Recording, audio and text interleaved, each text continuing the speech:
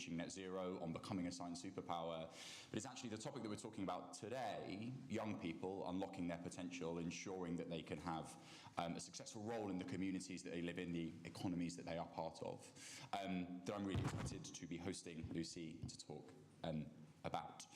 A lot of our work on young people is actually focused on politics, so you might have seen some of Onward's papers about millennials and the fact that their political beliefs are changing, but the reason that we do that work and try and increase the political salience of young people is actually because of some of our more substantive work. We released a paper a year or so ago called The Kids Aren't All Right, which looked at some of the challenges around loneliness levels among young people.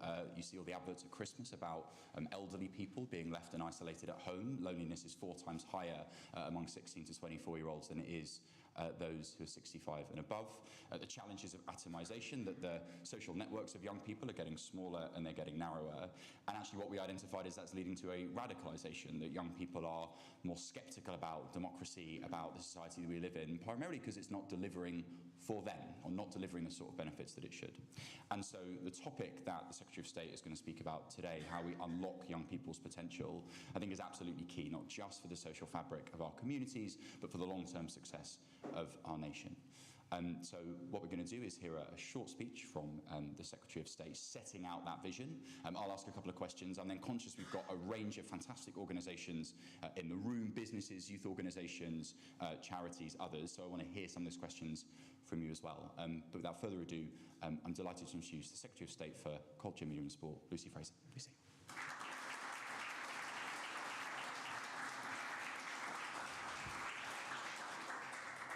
Thank you very much, and thank you so much to Onward for hosting today's event. And as you've just heard, it's an event that's dedicated to young people. And I wanted to start by thanking the organisations in this room who do so much on a day-in, day-out basis to support young people. Groups like the National Youth Agency and UK Youth, working with colleagues right across the sector to support the youth workforce. The National Citizen Service Trust, our DCMS Youth ALB. The Back Youth Alliance, putting young people's voices at the heart of their vision. The Youth Endowment Fund, the Youth Futures Foundation, and the George Williams College, helping shape an evidence-based approach to working with young people. What I want to focus on today is why it is so important that we maximise the potential of young people across the country. And I wanted to start with a story. It's a story about maximising that potential. It's a story about a remarkable woman called Frazer, who was my grandmother. She had the most enormous amount of self-belief, drive, focus, and determination. And she became the first female barrister in Leicester. And she would remind me every time I saw her of a quote from Robert Browning. A man's reach should exceed his grasp, or what's a heaven for? She translated this as, life is full of opportunities. Be ambitious, believe in yourself. I was lucky to have her because she instilled those values in me. And I think they are essential core conservative values. Everybody has potential. Everybody can fulfill it. Sometimes they may need a step on the way, and if they need it or they want it, we should give it to them. They may not. And if they don't, and they can do it on their own, we won't stand in the way of their success or tell them what they should be doing or how they should be doing it. We will support all young people to maximise their potential. And that's what I want to talk to you about today. The potential of every young person across our country. How we help them fulfil it. And I want to start with what we've already done. Because we've invested heavily in supporting young people across government, and we've done it in a conservative way, which is thoughtful consideration of how and where money ought to be spent, based on the evidence of what makes the most difference. So there's DFE funding for education, the highest on record. including free school meals and the holiday activity and food programme. Home office funding for the Youth Endowment Fund on programmes which prevent children being exploited and getting involved in serious violence. Ministry of Justice funding on youth justice to support every council to catch and prevent youth offending earlier than ever. DWP funding for the Kickstart scheme, which provided a vital leg up in the world of work for young people who needed it, as well as their boosted youth hubs and youth employability coaches who help address barriers to employment. DHSC help, including mental health support teams in schools and increasing access to community health services. DLUC funding local authorities to level up opportunities and prevent significant risks for young people, such as youth homelessness. And in my department, DCMS, we've been leading from the front with the National Youth Guarantee, a landmark programme backed by over £500 million in funding to broaden the scope of young people across the country. And we are already seeing results. Over £100 million of the Youth Investment Fund has already gone out of the door, giving thousands more young people access to opportunities in their community. As you can see, supporting young people is not the job of one single department. It's the job of every government department. And today I want to focus on what we are doing in DCMS and what more we can do, because I want to ensure that every young person has more opportunities than their parents. And I'm going to explain it in 3 short ways, which I think will be familiar to you all. Everywhere in the country, young people should have someone to talk to, something to do, and somewhere to go. Turning first to someone to talk to. As I said, I was lucky. I had supportive parents and a trailblazing role model of a grandmother. And I know millions of people across the country are just as lucky as me. Others find supportive individuals on their journey. Some people find teachers. My grandfather was a headmaster, and I remember a few years after I'd been elected as an MP, I received an email completely out of the blue from one of his former pupils. That former pupil, now an adult, wrote to me and said, "Your grandfather was one of the most inspirational people in my entire life. Although he was a scientist, he recognized in me a youthful artist, and he did everything he could to set me on a path and with the aims that have shaped my career. He had a huge part in shaping who I have become. My career has been as a costume designer," he said, "in film and theatre. Dr. Hyman Frazer joins Harold Pinter, Ridley Scott, and Franco Zeffirelli in having had a major influence in my development as an artist and as a person. But in fact," he said, "your grandfather was the first of those influences." So some people find support outside of the family, but some people have no one. And that's why we need mentors and role models. They could be youth workers, guide leaders, sports teams coaches, music teachers. They could be trusted adults found in youth centres. I know some of you are directly involved in training and providing mentors. And DCMS, we too are already providing some funding individually through our bursaries for youth workers with our Million Hours Fund. We are also working with NCS on the 1 Million Mentors and working with the Youth Endowment Foundation, providing mentors to help young people in Leicester at risk of exclusion to stay in school. I want every young person to have a rock of some kind, someone they can turn to if they don't already have that. And we will set out in due course how we can grow the work we are already doing to achieve that. Second, turning to something to do.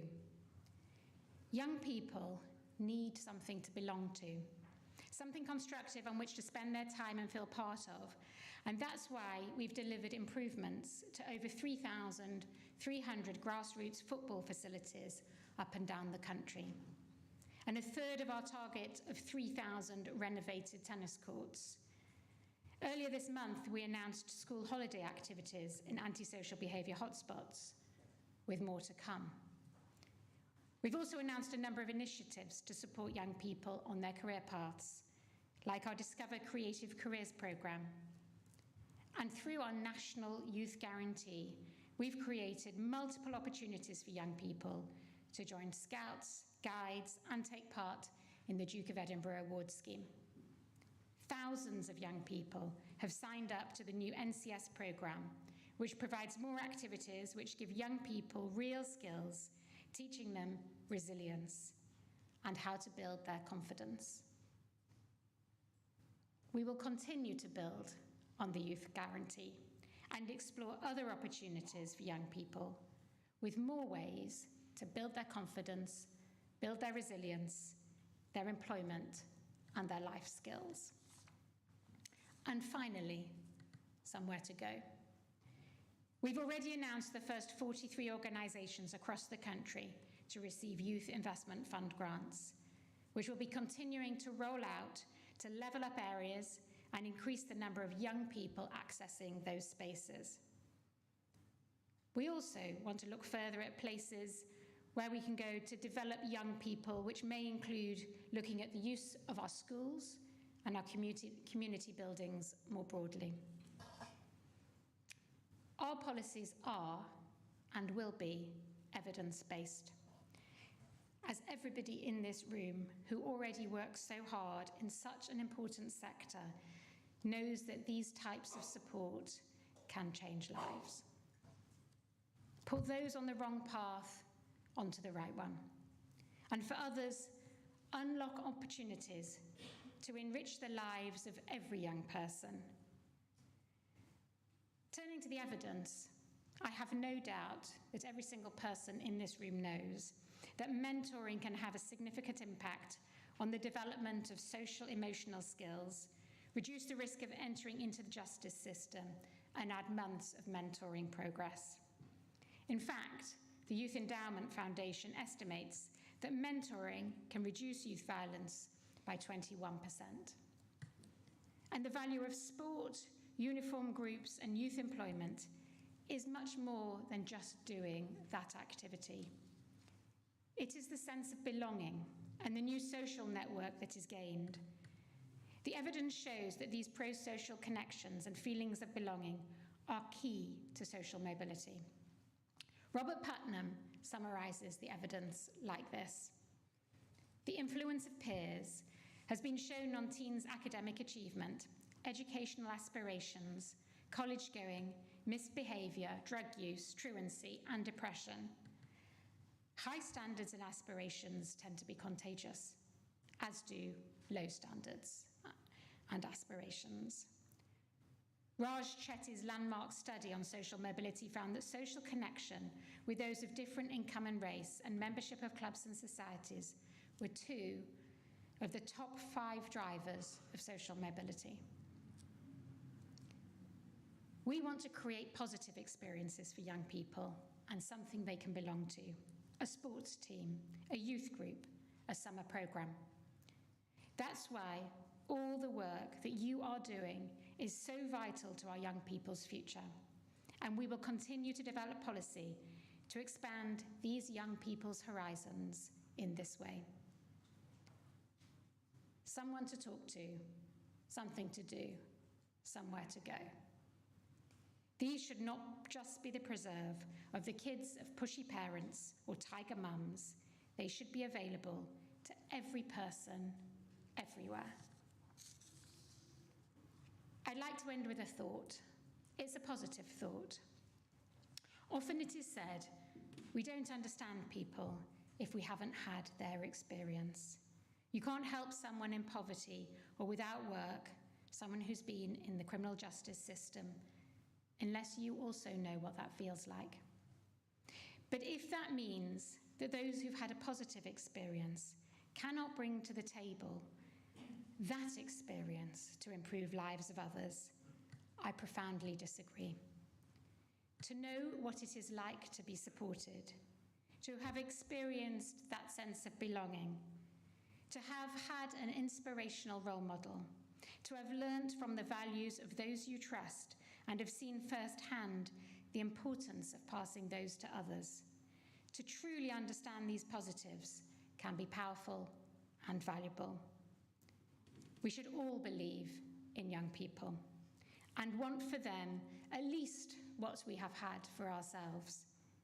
If we don't believe in young people and what they can achieve, nor will they. I believe in levelling up, not levelling down, and believe that we can give our young people a better life and more opportunities than we've had ourselves. I believe we can achieve this together. As Jetta would have said, otherwise, what's a heaven for? That's what today is about. Supporting young people is not just the preserve of government. We all have a role to play.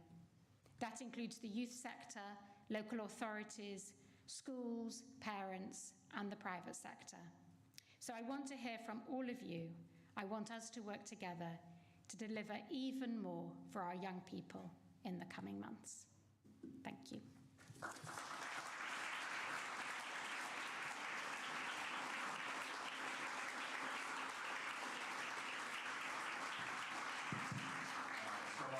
There's a microphone coming to me somewhere. There might be this one on the stage. There we are. If it's okay, Secretary of State, I'm going to take a few questions first, Sure. and then we'll open up more broadly. You talked a bit there about your vision, somewhere to go, something to do, someone to talk to. What are some of the changes and actions that might need to happen to deliver on that vision, to make it a reality? I should say those are things that I've been thinking about, and I think that that's what evidence supports, and I do really want to progress with them. Open also to a range of other thoughts and ideas. One of the key things that I think is that, you can't do this in silos. So I talked about government not working in silos. Also, you can't just do something to a child. They need to agree and be part of that. And I think everyone needs to work together holistically. So I really enjoyed a visit that I made a couple of weeks ago to the West London Youth Zone, which looks at the whole community. So it's working with the school, and working with the parents, and working with the individual, and working with all the charities locally. And I do think this is an area where we have to look at things holistically, be evidence-driven, but I've had a number of conversations with many people in the room, and just want to make sure that we continue those discussions so that we get the right outcomes and the best possible policy going forward, driven by the evidence. And you talked a bit about partnership, both in your speech and in your answer there, the role of a range of organisations alongside central government. What's the role of business in this particularly? Because we've seen in other areas the private sector really taking a role in driving kind of government ambitions and plans. What can businesses in the private sector do? So some businesses do great work already. So I've met a number of youth organisations who have really strong partnerships with businesses, and that's fantastic. I think we can do more, definitely. And I think we can do more with philanthropy, individuals and trusts. And I've held a number of roundtables how we can support philanthropists more broadly, support them to support you. And I'm really, really keen to work with you and to understand how we connect businesses up with charities locally who then work with young people as part of that holistic looking at this area. And I think it's really important that businesses understand what they get out of it too. You know, we need to ensure that we get young, resilient, confident people who are inspired and excited about going into the workplace. And that is good for business. And that is good for local businesses if people stay there. So I think that's a really, really important partnership that I want to help facilitate together with you and them. And one final question. We've got one of the key things about delivering on that vision and actions will be the workforce. And we've got a lot of youth organisations here, some youth workers, volunteers, others. How are you thinking about supporting, expanding, kind of driving that workforce and working with them?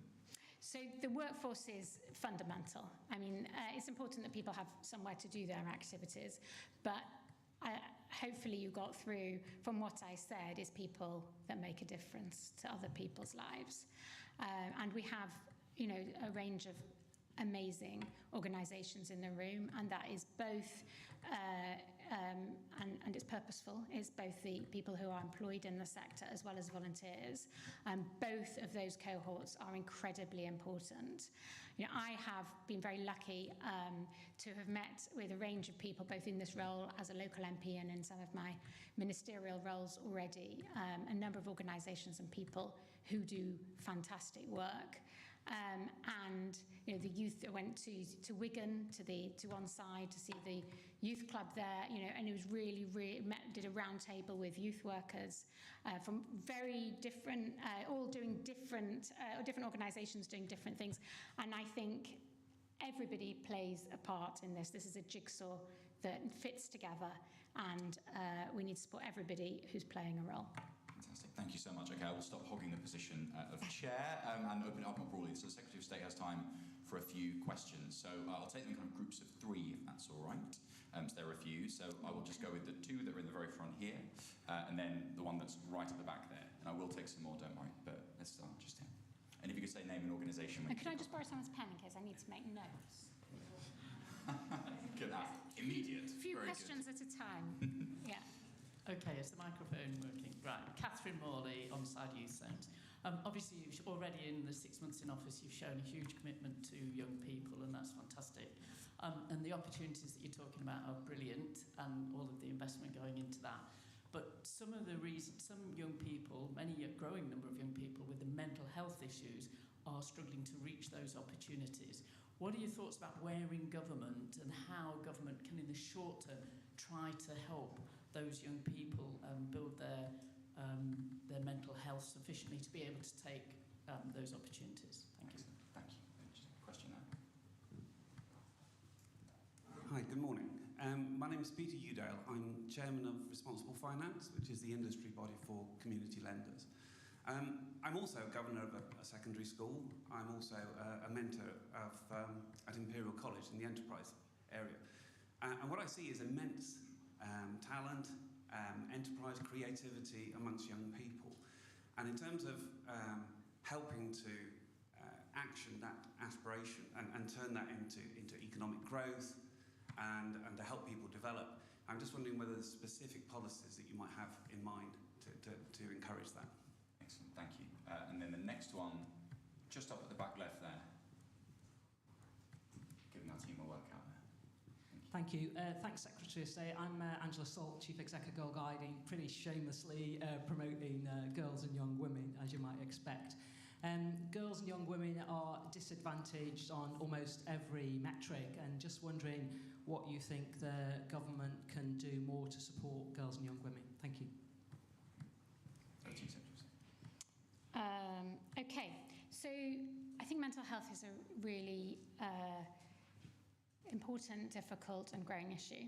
And there are various levels to it, and you asked what government can do. So it's important that we stop people who are going down that path in terms of the mental health deteriorating. Where I see my department sitting is trying to make sure those people have validation for their place in society and their feelings of worth before they start having a mental health issue. So catching people at that young and early stage, so preventative work in the sorts of things that I was talking about. So we have the ability to give people that sense of belonging, to give them that person through the work that you're doing and us supporting you in that. I think there's an issue with social media. I mean, many of you might have seen that chart, which shows that incidence of self-harm among young teenagers, girls and boys, has gone up significantly, and there's a question as to whether that's linked to the rise in usage of social media. We are obviously addressing some of that in the online safety bill. And then there's what do we do and how do we support young people once they need CAM's support and the support of the health services that are in every local area. I think it's a very complex issue, and I am very keen to try and address it in the role that I have here. In terms of young people, developing, nurturing them. So this is really important, and in DCMS we can do a little bit of this, and I've sort of started on that journey. So I'm also, what I want to do is make youth a strand across my department. So I'm also responsible for the creative industries and for sport and the media. And the example I'm going to give you is in relation to creative industries. We last month published a sector vision for the creative industries. And the question I ask myself is, how do we make sure young people get excited about that, have a career pathway into there, they know it's possible for them. And we've set out some policies in that already. So how do we excite them in primary school? How do they, it's gone, but I'm sure you can hear me. How do we enthuse them, make those connections, give them the aspiration for the future, as well as, this afternoon I'm having a meeting with the Secretary of State for Education. How do we make apprenticeships work better in this space? So there's a lot to do. We also, in the creative industries sector vision, gave some funding to entrepreneurs. So often an entrepreneur will come up with a good idea, has a prototype, can't make it into a product, then can make it into a product, but can't go to the next stage to get more funding. And we got some money from the Treasury in order to support young people in that creative journey. But I make the point more broadly to my colleagues across Cabinet as well. And Girl Guiding. So I was proud, Girl Guide. I was involved in a lot of youth groups, which I feel contributed to who I am and possibly what I've gone on to do, and a proud Girl Guide and Brownie. So hats off to the work that you do. I think we do masses of work in government to support young women and girls. And we do that cross-departmentally. I mean, if I just think off the top of my head, and I'm sure if I had longer, I would give you lots of examples. When I mentioned, well, the example that just springs to mind is our sports strategy for young people, for women in particular. We've just announced, how do we get equal access to sports in schools? But I could talk about any Home Office. I've got particular, some of the funding for the Youth Endowment Fund is particularly on women and girls. So I think looking after young women and girls is very much at the forefront of government as a whole. Fantastic. Okay, let's take a few. Oh, there we go. Okay, now everyone wants to ask a question. Okay, I will do a quick check on time after I've done this round. Let's do one at the front just here on the right, so just you. One just there on the back, you sir, and then the chap standing there at the back. Hi, thank you. Kate Roberts from UK Youth. I wanted to just ask about Youth Voice and how Youth Voice has been embedded in the co-creation of the government strategy in this area, and how it could be continued to be involved going forward. Thank you. Super important point, thank you. Just back there, yes, you sir, waving there. Secretary of State Duncan Wilson from Historic England. This is it's going to sound too much like a plug, but actually I think it's something people ought to be aware of. We've been involved in a pioneering project to engage with young offenders and children excluded from school, and believe it or not, taking them on archaeological excavations. Sounds a bit unlikely, but we've had amazingly positive feedback because they feel part of a team with a purpose. So, I'd like to share that with anybody who's interested in it. Nothing wrong with the plug for a good project. Love it. Very good. And then just there at the back. No, just there on the back on the left.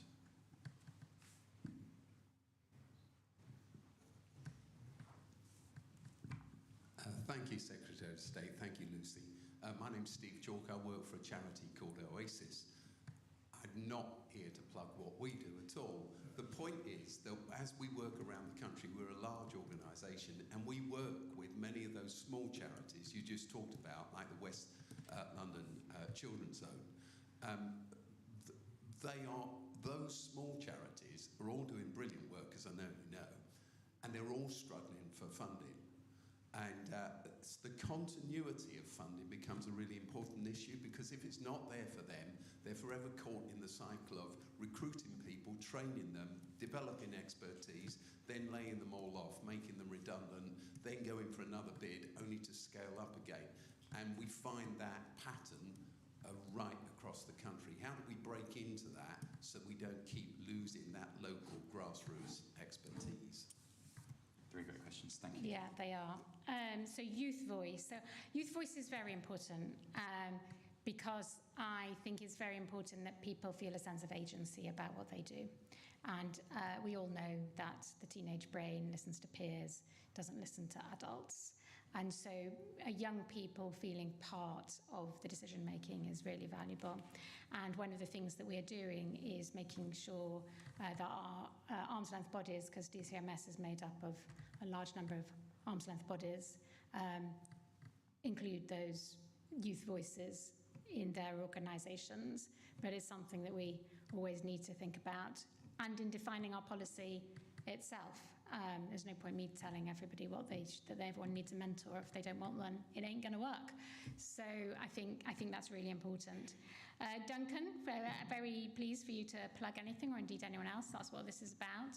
And I think what the point you make is a valuable one. I strongly believe that everybody has something in them that they are passionate about, that they're good at. And it isn't the same for everyone. Some people are going to go to Cambridge, and some people are going to be a brilliant artist, and some people are going to do porcelain restoration. And it's all different. And if you can ignite in your different organisations interest and excitement and passion, that's what it's all about. And I'm sure archaeology plays a part in that. And Steve, I know your work very well, as you know. It's good to meet you cross-departmentally to show how joined up government is. Continuity in funding comes up in every area, and it is really important. I think the one thing about that I'm lucky that we have oversight of in my department is the dormant assets funding, because I think that does give a level of continuity. Those are long-term funding projects.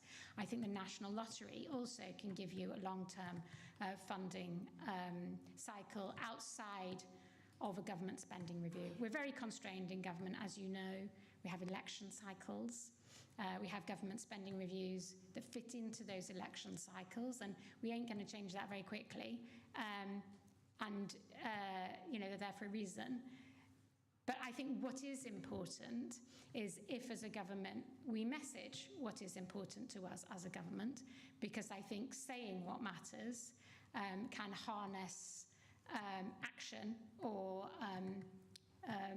people following through as a result of people knowing what government cares about and where it's going to invest its energy if it isn't an immediate announcement of money.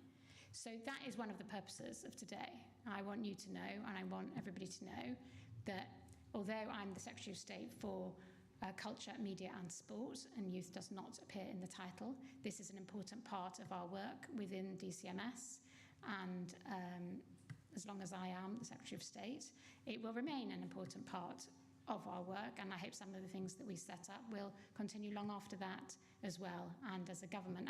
Just on one point on messaging, because sometimes what we say isn't always translated, and sometimes we say it to where they're blue in the face and still no one hears it. So I'll just say, in case you missed it, because you probably did, because I think everybody did, when Rishi, the Prime Minister, set out his speech on his 5 priorities, and he repeatedly repeats his 5 priorities. He did a speech. He didn't just say, these are my 5 priorities. He did a long speech, which I suspect not many people read. I did.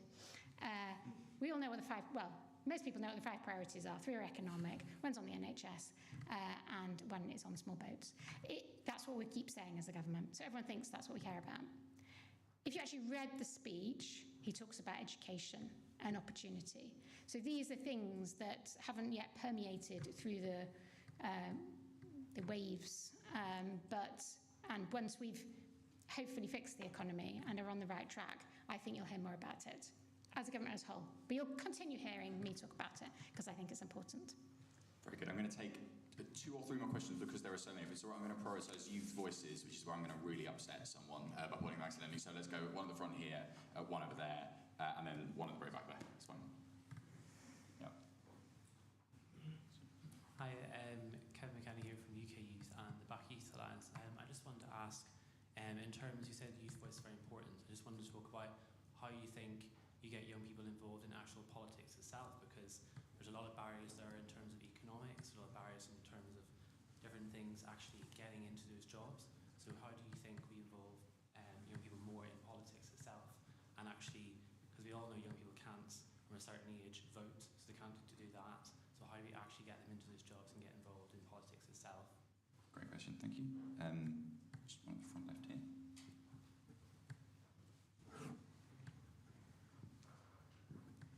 Thank you.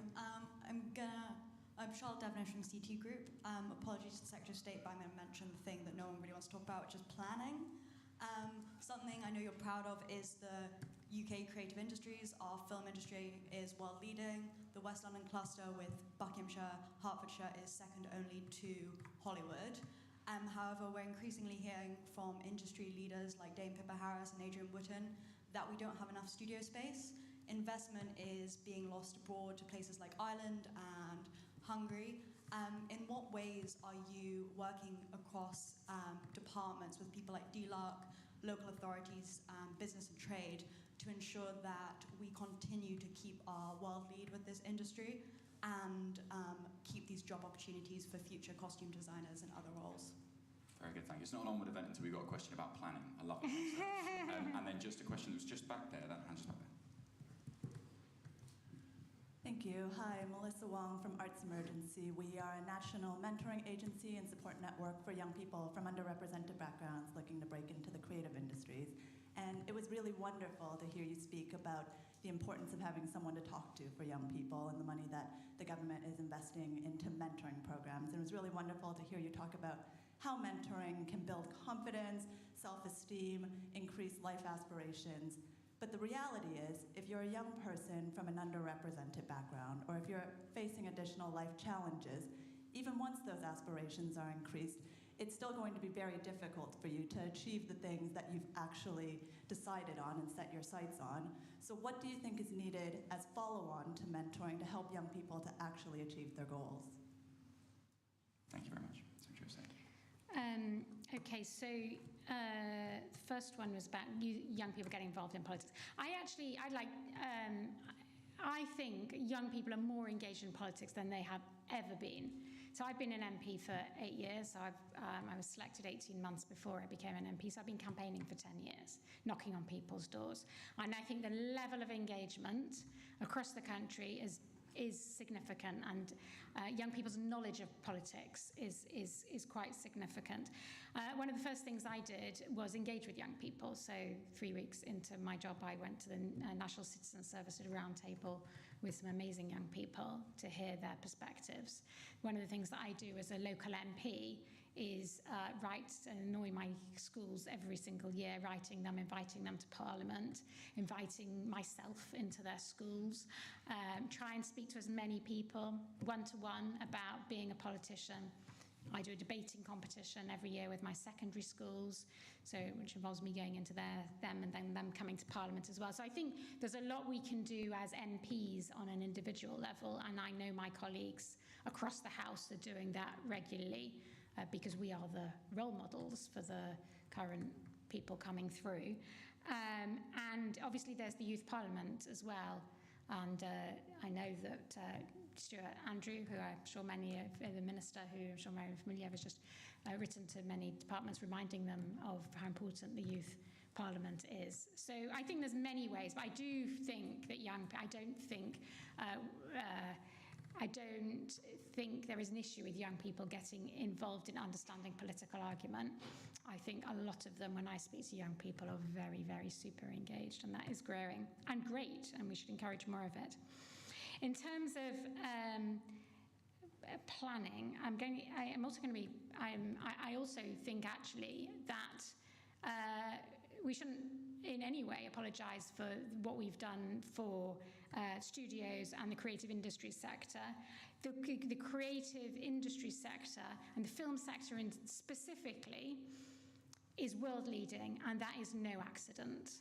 It was created originally by some tax reliefs. The international interest in this was driven by tax reliefs that I think George Osborne originally brought in. which made us one of the most attractive places to set up and do your films in the world. And that trajectory has continued. So one of the first things I did when I was appointed 3 weeks in, I continued some tax reliefs for theatre, orchestra and museums. And in our sector vision, which I announced last month, we had further support for the creative industries, £77 million, which we know is going to leverage significant funds from the private sector. And in fact, the stats are that in 2 years, we are on track to have more film studio space than Los Angeles. So we need to, of course, keep looking and supporting this sector, but be in no doubt that the government totally recognises this and is on it. And then, Melissa, you asked a very broad question about what can we do to make sure people sort of fly, grow and create their ambitions. And I think that it is really important to do the things that I've talked about, to give young people of every background and of every part of the country the belief in themselves that these things are possible. I think that's the starting point, because I think if you believe in yourself and you face barriers, but you think you can achieve, you kick those barriers down because of your own self-determination. So for me, the most important thing that we do is build young people's resilience. And that's why I talked about what I've done. We also need to ensure that our society and the workplaces people work in, are open to people of all backgrounds. I think we are doing that, but that's the responsibility not just of government, that's the responsibility of industry and business itself. But fundamental is that we believe in young people. We believe in young people from every background. We tell them they should believe in themselves, and they can do it. And we don't tell them that it's going to be difficult, or we say it's going to be difficult, but you can do it. And I think if we go down that road, I think they will do it. Fantastic. Thank you so much. A few quick thank yous just before we wrap up. A massive thank you to the team here at 1 Great George Street and the Onward Events team for making this possible. Second thank you to you all for coming along this afternoon. It is fantastic that we can do a standing room only event on young people on a muggy July afternoon and have this much interest. You are our people. This is testament to the enthusiasm for this topic. But finally, a massive thank you to the Secretary of State. I'm conscious that you must have an enormously congested diary and range of commitments, and the fact that you carved out the time not just to make this intervention but to continue your focus on youth is enormously appreciated. So if you'll join me in thanking the Secretary of State.